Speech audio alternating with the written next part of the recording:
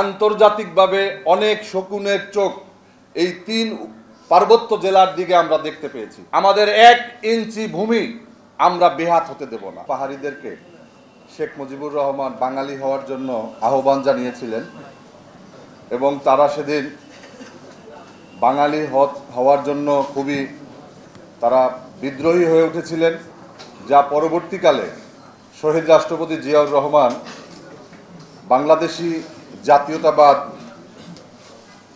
প্রণয়নের মাধ্যমে সবাইকে একই মানচিত্রের পরিচয়ে তারা প্রতিষ্ঠিত করার চেষ্টা করেছিলেন।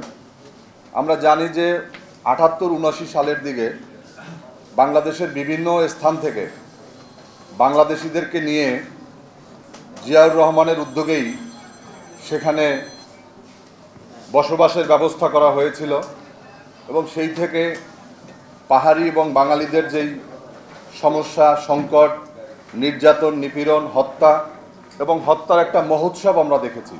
এবং এই বছরগুলোতে এমন কোনো মাস নেই যে 2-4 জন করে মানুষ এই জনসংহতি সমিতি, শান্তি কমিটির নামে তারা বাংলাদেশি এবং বাঙালিদেরকে তারা হত্যা করে নেয়।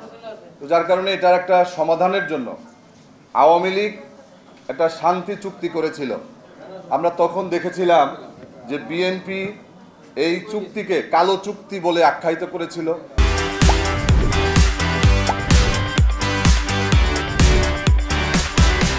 এবং আমরা সবাই এই কালো চুক্তি বলে অনেক আন্দোলন করেছি, সংগ্রাম করেছি।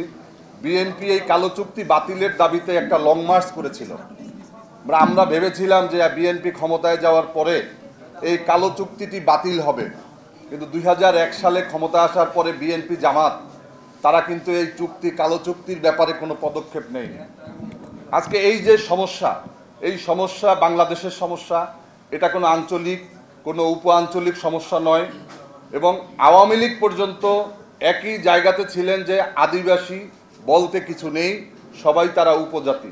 এবং নতুন করে যে এই যে তারা বৈষম্যের সৃষ্টি করতেছে, আজকে নতুন করে যারা 5ই আগস্টের এই বৈষম্য বিরোধী আন্দোলনের বিরোধিতা করেছে, তারাই আজকে নতুন করে তাদের বৈষম্যহীনতার ধুয়ো তুলে আন্দোলন করতেছে।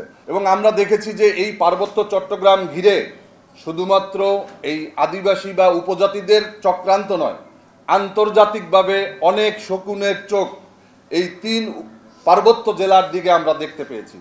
শেখ হাসিনা পালিয়ে যাওয়ার আগে আমরা শুনেছিলাম যে কারো নাম ধরে বলেছিলেন যে এটাকে একটা খ্রিস্টান রাষ্ট্র বানানোর জন্য তাদেরকে ক্ষমতায় নিয়ে আসার জন্য চেষ্টা চলছে।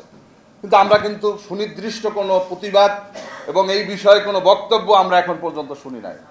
এটা একটা নতুন চক্রান্ত এবং তারা একটা খ্রিস্টান রাষ্ট্র প্রতিষ্ঠার জন্য আমেরিকা বা অন্য কোনো রাষ্ট্র যদি কোনো উদ্যোগ বা কোনো প্রকার তাদের পরিকল্পনা থাকে, এটা আমরা যারা বাংলাদেশের জনগণ, আমি বলতে পারি যে আমাদের শরীরে 1 বিন্দু রক্ত থাকতে আমাদের 1 ইঞ্চি ভূমি আমরা বেহাত হতে দেব না। আমরা বেহাত হতে দেব না।